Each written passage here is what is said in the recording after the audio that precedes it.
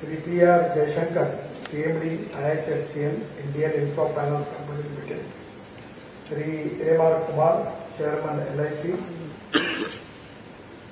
मंच पर सभी सम्मानीय अतिथिगण और उपस्थित सभी, विशेष रूप से बॉम्बे स्टॉक एक्सचेंज से रिलेटेड इन्वेस्टमेंट के क्षेत्र में काम करने वाले सभी इमिनेंट गेस्ट और भाई और बहन, सबसे पहले हमारे इन्विट को जो रिस्पांस हमारे इन्वेस्टर ने दिया है, रिटेल इन्वेस्टर ने दिया है, इंस्टीट्यूशन ने दिया है, उनके प्रति मैं आभार व्यक्त करता हूं, उनको बहुत बहुत धन्यवाद देता हूं और शुभेच्छाएं देता हूं।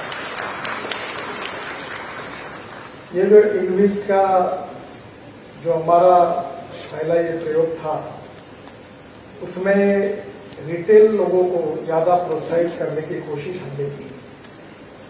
बहुत प्रयास ये चल रहा था कि हम बड़े प्रमाण पर हमारे देश में जो रिटायर्ड लोग हैं, पेंशनर्स हैं, कर्मचारी हैं, जो सैलरी कमाते हैं, ऐसे लोगों को हम ज्यादा अवसर दें। इसके बारे में जो एक्सपर्ट लोग थे उनका उतना विश्वास नहीं था और मुझे बहुत खुशी है कि 10 दिन की मुदत इन्विट के लिए थी, पर केवल 7 घंटे में जो अमाउंट हमको चाहिए थी उससे 7 टाइम्स ज्यादा रिस्पॉन्स हमको लोगों से मिला है। सुबह 9 से 4 तक ये 7 टाइम्स रिस्पॉन्स देना ही NHI की क्रेडिबिलिटी को मजबूत करता है। NHI AAA रेटिंग है और स्वाभाविक रूप से ये जो विश्वास एक प्रकार से NHI पर व्यक्त किया गया है, ये इन्विट के माध्यम से, ये निश्चित रूप से हम सब के लिए बहुत बड़ी उपलब्धि है। और इसीलिए मैं हमारे NHI की चेयरपर्सन अलका उपाध्याय, हमारे फाइनेंस मेंबर राजेंद्र कुमार, हमारे इन्विट के जो चेयरमैन है मिस्टर श्रीराम, और इसके साथ साथ इसमें जिन्होंने बहुत अच्छा काम किया है SSV गोयल और उनके पूरे टीम को हृदय से बहुत बहुत धन्यवाद देता हूं, उनका अभिनंदन करता हूं। वैसे मुंबई स्टॉक एक्सचेंज से मेरा बहुत पुराना रिश्ता था। आज यहां आते हुए 2 घटनाओं की मुझे याद हो रही है। पहली घटना ये थी जब मैं मुंबई में मंत्री था 97 में, तब महाराष्ट्र राज्य MSRDC state road transport corporation की स्थापना मैंने की थी और मैं और हमारे MD RC सिन्हा यहाँ इन्वेस्टमेंट मिलाने के लिए इसी स्टॉक एक्सचेंज में आए थे। तो मुझे याद है कि धीरू भाई अंबानी जी मुझे बहुत प्रेम करते थे और जब मैंने उनको बताया कि हम ऐसा ऐसा करने जा रहे हैं, तो उन्होंने मुझे प्रेम के भाव से कहा, नितिन आपको कौन पैसा देगा। और हमने बहुत कोशिश की, बहुत प्रेजेंटेशन हुए, काफी लोगों को मिले, और जब हमारी क्रेडिबिलिटी आज की तुलना में तो कुछ भी नहीं थी, बहुत ही कम थी, फिर भी मुंबई पुणे एक्सप्रेस हाईवे और 55 फ्लाईओवर्स इन मुंबई और वर्ली बांद्रा सिविक प्रोजेक्ट के लिए हम पहली बार 500 करोड़ के लिए बॉन्ड इश्यू लेकर आए थे 97 में। हमको 1250 करोड़ रुपए मिले ओवर सब्सक्राइब। और दूसरी बार जब हम लोग 850 करोड़ के लिए आए तो हमको 1500 करोड़ रुपए मिले और इस अनुभव ने काफी कुछ सिखाया। और आज तो NHI AAA रेटिंग है और एक सक्सेस स्टोरी बन गई है। दूसरी घटना जो यहां हुई थी वो भी मुझे याद है कि अमेरिका के प्रेसिडेंट क्लिंटन साहब यहां आए थे और उनका सत्कार हुआ था और मैं उस समय लीडर ऑफ अपोजिशन था महाराष्ट्र में, और कार्यक्रम में धीरू भाई अंबानी जी थे, प्रमोद महाजन थे। बहुत अच्छा सिलेक्टेड कार्यक्रम हुआ था और कार्यक्रम के बाद धीरू भाई अंबानी ने मुझे आवाज देकर बुलाया, अंदर रूम में क्लिंटन साहब के साथ लेके गए और उन्होंने मेरा परिचय करके दिया और उनको कहा कि आप जब एयरपोर्ट से आ रहे थे जितने फ्लाईओवर बने इस हमारे लड़के ने बनाए। तो मुझे उनका काफी प्रेम मिला। और एक बात ये भी याद आई कि रतन टाटा और धीरू भाई दोनों ने मुझे कहा था कि आप हमसे भी होशियार निकले कि ताकि आपको बॉन्ड में पैसे मिले। गवर्नमेंट में बॉन्ड में पैसे मिलाने के बारे में काफी लोगों के मन में संभ्रमित अवस्था है, पर एनएचआई जो काम कर रही है या रोड इंफ्रास्ट्रक्चर की जो सक्सेस स्टोरी है, इसमें इंटरनल रेट ऑफ रिटर्न बहुत अच्छा है और इसीलिए हमारा टोल का इनकम भी काफी बड़ा है और हम प्रोजेक्ट को मोनेटाइज भी कर रहे हैं।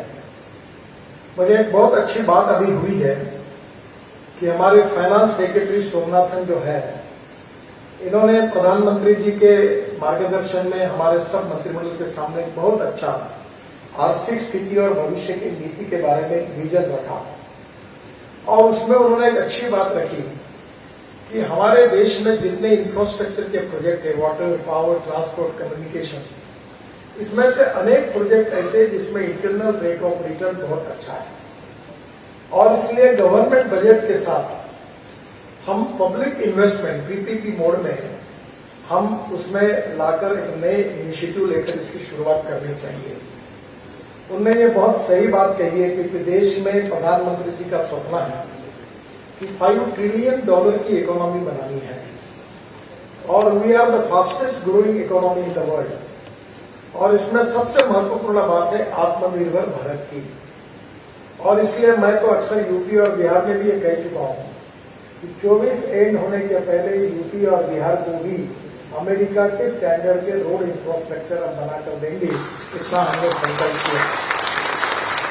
तो इसके लिए बहुत पैसा लगने वाला है और मैं सबसे पहले आपको इन्वेस्टर्स को ये एश्योर करना चाहूंगा कि ये कोई देश हित के लिए, सेवा के लिए ये बात मैं नहीं कर रहा हूं, ये तो है ही। मैं यही बात आपको बताना चाहता हूं कि ये इकोनॉमिक वायबिलिटी के आधार पर ऐसे प्रोजेक्ट मिलेंगे नहीं। इतना इंटरनल रेट ऑफ रिटर्न इतना अच्छा है कि इसमें इन्वेस्ट करना 100% सिक्योरिटी है और इसमें आप जरूर इन्वेस्ट करिए, देश का भी निर्माण होगा और आपको भी अच्छे रिटर्न मिलेंगे। इसी बात का आग्रह से आपके सामने कहना चाहता हूं। मैं अभी हमारे बॉम्बे स्टॉक एक्सचेंज के चेयरमैन साहब को बता रहा था कि मैं जब वाटर रिसोर्सेज मंत्री था तो हाइब्रिड एन्युटी में मथुरा का 80 ml स्लज यानी सबसे गंदा पानी, उसको शुद्ध करने का हाइब्रिड एन्युटी में एक प्रोजेक्ट हमने दिया। ये पहला एक्सपेरिमेंट था। इसमें मथुरा के रेलवे लाइन के बाजू में इंडियन ऑयल की रिफाइनरी है और प्रोजेक्ट मैंने विजुअलाइज किया था, काफी लोगों को डाउट था। प्रोजेक्ट ये था कि ये 80 ml स्लज को शुद्ध करके इसमें पानी निकालेंगे और वो पानी इंडियन ऑयल को यूज करने के लिए देंगे और इंडियन ऑयल जो पानी उत्तर प्रदेश की सरकार से लेता था उसको 25-30 करोड़ साल के देने पड़ते थे। Indian oil, water resources ministry और जो हमारे इन्वेस्टर आए थे त्रिवेणी इंजीनियरिंग, उनके बीच में ट्राई पार्टी एग्रीमेंट हुआ, प्रोजेक्ट पूरा हुआ। इंडियन ऑयल को पानी मिला, 20 करोड़ रुपए साल के वो पानी के दे रहे हैं और वो प्रोजेक्ट शुरू हो गया, वो सक्सेसफुल हुआ। इसलिए केवल रोड में ही नहीं तो सॉलिड वेस्ट मैनेजमेंट और लिक्विड वेस्ट मैनेजमेंट भी इकोनॉमिक वायबिलिटी है। No one is best, it is depending upon the appropriate technology and appropriate leadership that you can convert waste into wealth. और मैं बहुत आग्रही 2 बातें अक्सर लोगों को कहता हूं। दूसरी है innovation, entrepreneurship, science, technology, research, skill and successful practices. We name it as knowledge and conversion of knowledge into wealth and conversion of waste into wealth. और इसमें आपका सहयोग चाहिए। मैं ट्रांसपोर्ट मंत्री हूं, मेरे पास हाइड्रोजन पर चलने वाली कार दिल्ली में है, 100% बायो इथेनॉल पर चलने वाली फ्लेक्स इंजन की कार भी है और मेरा सपना है कि 16 लाख करोड़ का हमारा इंपोर्ट फॉसिल फ्यूल का है और उसमें हमारा पूरी तरह से प्रदूषण भी होता है। और मैं चाहता हूं कि हमारा किसान अन्नदाता के साथ साथ ऊर्जादाता बने। तो ये जो सीवेज वाटर है वो किसान के खेत में, कुएं में पानी है, वो उसी से हम ग्रीन हाइड्रोजन मिला सकते हैं। और ग्रीन हाइड्रोजन जो इलेक्ट्रोलाइजर हमारे देश में, we are the number 1 in the world जो हाईएस्ट इलेक्ट्रोलाइजर मैन्युफैक्चर कर रहे हैं और वो इलेक्ट्रोलाइजर 1 करोड़ 1.25 करोड़ का है। उसी से हाइड्रोजन निकलेगा और अभी 100% इथेनॉल पर चलने वाला जनरेटर सेट भी हमने लिया है और उसी से हम 500 बार तक उसको कंप्रेस करके ट्रक, बस में, इंडस्ट्री में, हवाई जहाज में, रेलवे में कहीं भी फ्यूएल करके यूज करेंगे तो हमारा देश ऊर्जा को आयात करने वाला नहीं, निर्यात करने वाला बनेगा। और इसलिए मैं आपको यही प्रार्थना करूंगा कि आप बाकी प्राइवेट कंपनी में जरूर इन्वेस्ट करिए और इसके साथ साथ इसमें देश का हित भी होगा और आपको रिटर्न्स भी अच्छे मिलेंगे। ऐसी नई नई टेक्नोलॉजी के साथ जो इंफ्रास्ट्रक्चर की जो डेवलपमेंट हो रही है उसमें भी आप जरूर प्राथमिकता दीजिए, यही मैं आपसे प्रार्थना करूंगा। मुझे बहुत खुशी है कि आप लोगों ने जब पहली बार हमको मुंबई पुणे एक्सप्रेस हाईवे और वर्ली बांद्रा सीलिंग की प्रोजेक्ट और 55 फ्लावर के लिए पैसे दिए थे, हमने सब पैसे वापस कर दिए और मैं तो दिल्ली चला गया और अभी मुंबई पुणे एक्सप्रेस हाईवे जो 1650 करोड़ में हमने बनाया था तो बाद में महाराष्ट्र सरकार ने भी 1.5 साल पहले 8000 करोड़ रुपए में अगले 10-12 साल के लिए भेज दिया। तो एक्चुअली नेशनल हाईवे भी हमने उसके साथ उनको जोड़ के दिया था। इसका मतलब ये केवल कमाई और बढ़ाने वाला इंफ्रास्ट्रक्चर के प्रोजेक्ट्स है। हिंदुस्तान के 2 बातों में रिकॉर्ड है, पॉपुलेशन ग्रोथ और ऑटोमोबाइल ग्रोथ, दोनों में बहुत स्पीड से काम होता है और इसलिए इकोनॉमिक वायबिलिटी का कोई प्रॉब्लम नहीं है।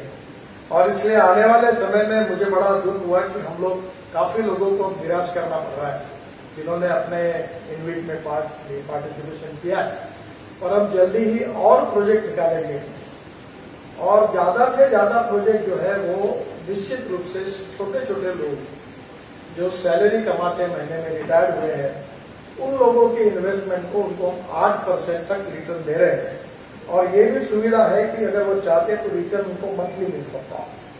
तो मुझे लगता है कि इतना रिटर्न तो कहीं मिलता ही नहीं।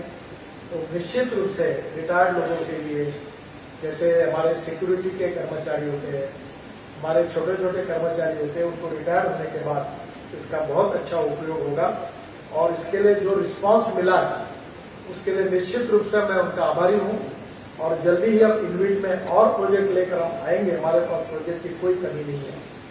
हम 26 ग्रीन एक्सप्रेस हाईवे बना रहे हैं और अभी मुंबई से आज नरीमन पॉइंट में मैं हूँ और यही सपना था कि नरीमन पॉइंट से दिल्ली में 12 घंटे में पहुंचना और इसलिए ये जो हमारा नया कोस्टल मार्ग बन रहा है इसमें महाराष्ट्र सरकार से मेरी बात हुई है, यानी हमारा जो दिल्ली से मुंबई JNPT तक हाईवे है वो 70% पूरा हुआ है। 1 लाख करोड़ रुपए उस पर खर्चा कर रहे हैं और ये जो हाईवे है ये हम लोग ये वर्ली बांद्रा सील पूरे से आगे वसी विरार से लेकर उसको हम एक 50,000 करोड़ का प्रोजेक्ट समुद्र में ही करके डायरेक्ट एक्सप्रेस हमारे दिल्ली मुंबई हाईवे को जोड़ देंगे तो 12 घंटे में नरीमन पॉइंट से दिल्ली जाना आसान हो जाएगा। तो मुझे लगता है कि इसके लिए भी हम आपके पास जरूर आएंगे। ये सब प्रोजेक्ट इकोनॉमिकली वायबल है। अभी हम काफी ग्रीन हाईवे बना रहे हैं। दिल्ली से हरिद्वार 2 घंटे में, दिल्ली से देहरादून 2 घंटे में, दिल्ली से चंडीगढ़ 2.5 घंटे में, दिल्ली से अमृतसर 4 घंटे में, दिल्ली से कटरा 6 घंटे में, दिल्ली से श्रीनगर 8 घंटे में, दिल्ली से जयपुर 2-2.25 घंटे में और चेन्नई से बेंगलोर केवल 2 घंटे में और कानपुर से हमारे लखनऊ को केवल आधा घंटे में पहुंचने के रोड हम बना रहे हैं। इससे और भी रोड है तो ये सब ग्रीन हाईवे पे बना रहे हैं और इसमें ट्रैफिक तो अच्छा ही मिलेगा। तो मुझे लगता है कि आप सबका सहयोग मिलेगा। और एक मैं आपको रिक्वेस्ट करना इसलिए करूंगा कि अभी मुंबई में मैं अभी एक 25-30 दिन पहले आया था बेस्ट के कार्यक्रम के लिए। तब मैंने electric double decker bus launch की और मैं ट्रांसपोर्ट मंत्री हूं, इसके लिए आपको अनुरोध कर रहा हूं कि मुंबई में जो बेस्ट की बस चलती है डीजल पर, वो 1 किलोमीटर का खर्चा 115 रुपए है और अभी हम 5,500 इलेक्ट्रिक बसेस ले रहे हैं और उसका टेंडर भी फाइनल हुआ है। तो इलेक्ट्रिक की बस, नॉन एसी बस केवल 39 रुपीज पर किलोमीटर चल रही है और AC bus 41 rupees per kilometre चल रही है। आप समझो कितनी वायबिलिटी है। और डीजल में चोरी हो सकती है, टिकट देने में चोरी हो सकती है, यहाँ कोई चोरी नहीं, कार के ऊपर है, मोबाइल फोन के ऊपर। ये बहुत प्रॉफिटेबल बिजनेस है पब्लिक ट्रांसपोर्ट का। मैं इसका मंत्री हूँ और हमारे यहाँ 1.5 लाख बसेस डीजल पर चलने वाली है और पब्लिक ट्रांसपोर्ट को इंकरेज करना है। तो आने वाले समय में हम लोग 10 lakh buses, air condition double decker buses जैसे यूरोप में है, तो सब जगह अच्छी अच्छी बसेस कर सकते, इतना पोटेंशियल है। तो इसमें भी आप हमें जरूर सहयोग करिए। हम लोग 260 NHAI में हमने कंपनी बनाई है, ropeway, cable car, vernacular railway बना रहे हैं। अभी मैं लद्दाख और लेह में 1200 करोड़ रुपए के ये पहाड़ पर चढ़ने के लिए वर्नाकुलर रेलवे बना रहा हूँ और इंडियन टेक्नोलॉजी को इंकरेज कर रहा हूँ। यही अरुणाचल, मेघालय, त्रिपुरा, उत्तराखंड, हिमाचल प्रदेश में 16 रोपवे बना रहा हूँ और मैं विश्वास के साथ आपको बता रहा हूँ कि ये सब प्रॉफिटेबल है, इकोनॉमिक वायबिलिटी अच्छी है। अब हम बस पोर्ट बनाना चाहते हैं, 500 बस पोर्ट देश में जो एयरपोर्ट जैसे हैं। उसके साथ साथ हम लोग 2 लाख करोड़ के लॉजिस्टिक पार्क बना रहे हैं और काफी अच्छी उसमें इन्वेस्टमेंट भी आ रही है और काफी मल्टी मॉडल हब बना रहे हैं। केवल मुंबई को देखा जाए तो एक प्रोजेक्ट मैंने तैयार किया है डीपीटी के पास जो, और जिसको मुंबई के लिए आप जरूर रिस्पॉन्स दीजिए कि नया एयरपोर्ट जो बन रहा है मुंबई के किसी भी दिशा से केवल 17 मिनट में हम वाटर टैक्सी से नए एयरपोर्ट पहुंचेंगे और ये 5000 टैक्सी पानी में चलेगी। तो ये बहुत इकोनॉमिकली फायदे का काम होगा, जिससे ट्रैफिक रोड का भी कम होगा, प्रदूषण भी कम होगा और इसके कारण रोजगार भी निर्माण होगा। तो ऐसे बहुत इनोवेटिव प्रोजेक्ट है जो इंफ्रास्ट्रक्चर के हैं, जिसमें इकोनॉमिक वायबिलिटी अच्छी है, इंटरनल रेट ऑफ रिटर्न अच्छा है और जो इन्वेस्ट कर सकता है उसको अच्छा पैसा मिल सकता है, देश का भी निर्माण होगा और निश्चित रूप से आपके सहयोग से हमारा देश आत्मनिर्भर भारत बनेगा। हमारे प्रधानमंत्री जी का जो सपना है कि $5 ट्रिलियन की इकोनॉमी हमें बनानी है, तो उसके लिए हमें काफी बड़ा इंफ्रास्ट्रक्चर डेवलप करना होगा और इंफ्रास्ट्रक्चर डेवलप करने के लिए हमें काफी कैपिटल इन्वेस्टमेंट लगेगी और वो कैपिटल इन्वेस्टमेंट सरकार के बजट से तो मिलेगी, पर इसके अलावा आप जैसे लोगों के सहयोग से अगर ये पैसा मिलेगा तो ये ग्रोथ रेट और बढ़ेगा, एम्प्लॉयमेंट पोटेंशियल बढ़ेगा, कैपिटल इन्वेस्टमेंट आएगी, हमारा देश दुनिया की इकोनॉमी में अग्र स्थान पर पहुंचेगा और उसके साथ साथ आपके रिटर्न्स का भी आपको अच्छा फायदा भी मिलेगा। तो आज बॉम्बे स्टॉक एक्सचेंज के सभी इन्वेस्टर यहाँ हैं और इस कार्यक्रम के निमित्त NHAI तो AAA रेटिंग है, NHAI में तो कोई प्रॉब्लम नहीं, मैं कभी कभी NHAI को गोल्ड माइन कहता हूँ, कितना अच्छा है NHAI का रिकॉर्ड है। और अभी हम लोग आपको पैसे की कमी नहीं है, हमारे पास काम करने की स्पीड बढ़ाने की जरूरत है और मुझे खुशी है कि हमारे लोगों ने एक टीम वर्क में काम करके इस साल हमने 6 वर्ल्ड रिकॉर्ड बनाए, 6 जो आज हमारे रोड कंस्ट्रक्शन में हमने बनाए, कॉन्क्रीट में हो, बिटुमिन रोड में हो, अच्छे अच्छे फ्लाईओवर्स बने, काफी डबल डेकर बना रहे हैं, अभी 3 लेयर के फ्लाईओवर बना रहे हैं। एक प्रकार से नई टेक्नोलॉजी का उपयोग करके हम लगातार काफी डेवलपमेंट का काम कर रहे हैं और विशेष रूप से पहाड़ी क्षेत्र में काम करने के लिए हमने NHAI DCL इस कंपनी की भी स्थापना की है। हम लोग आशिया की सबसे बड़ी टनल जोजिला कारगिल के नीचे वो बना रहे हैं और आप सबको बताते हुए मुझे खुशी हो रही कि इसका 4 बार टेंडर निकला और हमने 1 साल मेहनत की और इसमें एस्टिमेट कॉस्ट जो 12,000 करोड़ थी हमने 5,000 करोड़ रुपए बचाए और पहली बार वो टनल का काम 45-50% हुआ है, 1.5 साल में वो शुरू होगी। इसके साथ साथ काफी बड़े बड़े प्रोजेक्ट NHAI DCL भी कर रही है नॉर्थ ईस्ट में।